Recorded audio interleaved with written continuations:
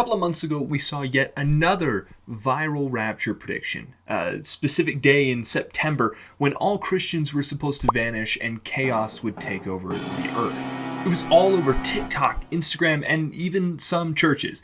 Everyone was talking about it. And honestly, it makes sense why so many people took it seriously.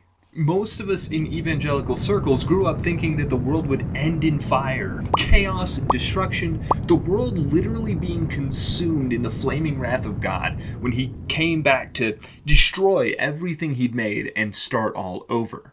But that entire narrative is a lie, and it's based on ideas that didn't even come about until 150 years ago. Like many of you, I grew up terrified of the end times that I was taught in sermons. The tribulation, rapture, Christians escaping to heaven while everyone else suffered through the 7 seals of God's wrath. And honestly, I could never reconcile that image with the God that I knew from Scripture. This cognitive dissonance sort of came to a head a couple of years ago when I spent months digging, buried in books like Isaiah, Revelation, and Daniel. And what I found flipped everything I thought I knew about the end. So what is the myth behind all of these false predictions? The myth that terrified most of us as kids? And what changed my mind about it? Grace and peace to the seekers and the saints. I'm Joshua, a Jesus follower and truth seeker. Welcome back to The Truth in Tension. For a lot of us who grew up in evangelical circles, the end times wasn't a conversation. It was a warning, a threat, a countdown till the end. It went something a little like this. One day, without warning, believers would all vanish, their clothes laying in piles, cars crashing, babies disappearing, the entire world thrown into chaos. Then a world leader would rise called the Antichrist who'd take over everything. When he did, 7 years of suffering, plagues, global war, death, and destruction.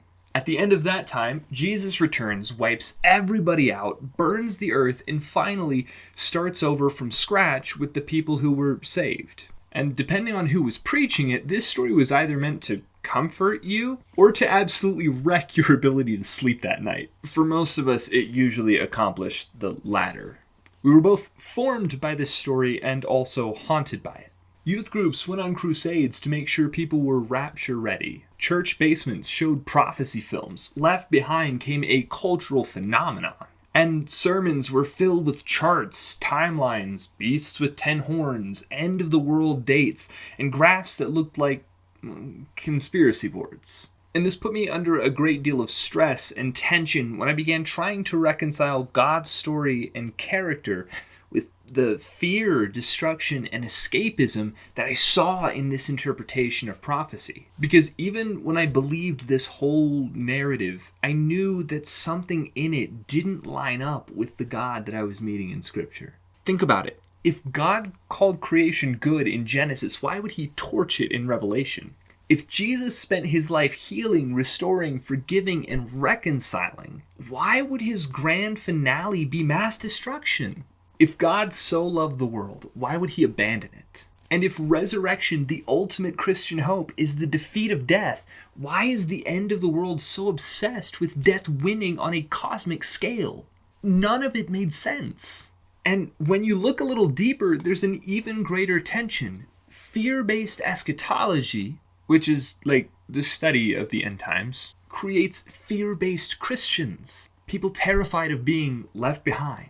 People terrified of missing the rapture. People terrified of not praying the sinner's prayer hard enough. And people who see the world as ultimately disposable, something to escape, not to heal. The very scriptures say that perfect love casteth out all fear, but this interpretation of Revelation, Daniel, and some other books is based on fear. But what's dangerous about all of this isn't just the fear, it's that when you believe God is going to destroy the world anyway, you stop caring about it. Justice becomes optional. Environmental care becomes pointless. Community becomes an afterthought. Why build anything if God's just going to burn it down? The tension that I experienced in this time was what led me to realize that the Bible doesn't tell that story. So what story does it tell, and how do we get there? Well, I can't take you on my full journey into this topic. It was time-consuming and honestly incredibly messy. But I can show you a few things I learned along the way that helped me to figure it all out. As I began studying, I realized that in the ancient Jewish world, the world of not only Isaiah and Daniel, but also Jesus, John, and Paul, time wasn't carved up into rapture charts and timelines. It was much simpler. Their eschatology consisted of two parts: this age, the age to come. In this age, the world is under sin, death, injustice, and chaos. This is the world as we experience it right now.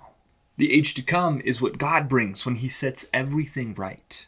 Resurrection, renewal, new creation, justice, and healing of the nations. The poor, the oppressed, and downtrodden being given the justice they deserve, and the wicked rulers who oppressed them held to that same justice. None of this was doom language, it was hope language. And what ushers in the age to come? An event called the Day of the Lord. Now, the Day of the Lord is one of the most misunderstood ideas in the Bible. It's not God nuking the world, it's God setting the world right. Judgment and justice in Scripture isn't primarily about punishment. It's about putting things back in order, how they should be. It's about healing the wounds that evil created, restoring what was broken. And this is best represented in Hebrew words like mishpat, the word most commonly used in the Old Testament for justice. And mishpat indicates justice being worked out by the raising up of the oppressed, not the punishment of moral trespasses. The Day of the Lord isn't a mass punishment. It's not God destroying everything he's made. It's not God abandoning creation.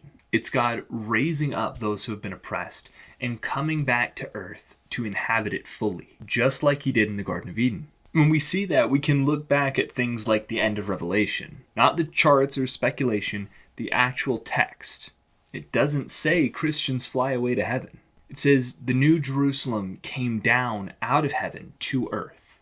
God doesn't pull us out. Getting saved isn't our exit strategy. God comes down and restores the full overlap of heaven and earth with this city, New Jerusalem. Behold, I am making all things new. Not all new things. Creation isn't tossed out, it's restored. The story doesn't end with escape, it ends with arrival. The dwelling place of God, now with humanity forever. It's Genesis 1 and 2, but expanded and multiplied to fit everyone into a new, good, restored creation. Paul says all creation groans not to be obliterated, but to be liberated. Jesus talks about the renewal of all things. Isaiah describes a world where people build houses, plant gardens, and live long lives. Not a world in which they float away to a cloudland. In this story that the Bible is really telling, heaven and earth aren't opposites. They're two things that were always meant to be in unison. And those two things are being restored. So what does all of this mean? First off, it means that we can stop fearing the end. It means that we can stop seeing God as a trigger-happy man in the sky just waiting for the time when he can destroy all of his work. It means that we can stop living like the world is disposable. We can instead see the end the way that the early church saw it, as the world's healing, as justice for the oppressed, as liberation for all creation, as resurrection for humanity, as the return of Eden, but bigger, wider, and deeper. It means that we can see a world where swords become plowshares, where AK-47s are beaten into farming equipment, where there is no war, no famine, no injustice, where all tears are wiped away, where death has died, where God moves into the neighborhood. The story the Bible actually tells isn't escapism, and it's certainly not fear. It's participation in a new creation, in a good world. And that starts now. We can begin practicing resurrection and living kingdom lives now. We can participate in God's plans to make all things new now, today. This is the vocation and the life that we are all called to if we're in the Christ. Because if God isn't destroying the world, then neither should we. If God is renewing creation, then we should be agents of renewal. Justice matters. Peacemaking matters. Community matters. Creation care matters. How we treat people, it matters. So the end of the world really isn't the point at all. And if that's what we're focused on, we've entirely lost the plot. Because the real point is the renewal of the world. So now you've heard the myth about the end, the myth that got started about 150 years ago and still holds Christianity in its death grip today. And you've also heard the truth about the renewing of the world. And if that flips your world a little bit, good. It flipped mine too. If you, like me, are tired of this fear-based Christianity and ready for a faith rooted in truth, love, and hope, you're in the right place. So hit subscribe and let's keep pulling apart the myths, the distortions, the fear narratives, and rediscover with me the beauty of the story God has been telling us all along. I'm sure there will also be a video up here as well, so click on that. I'll see you guys over there. Till then, go in peace, walk in truth, follow always the law of love.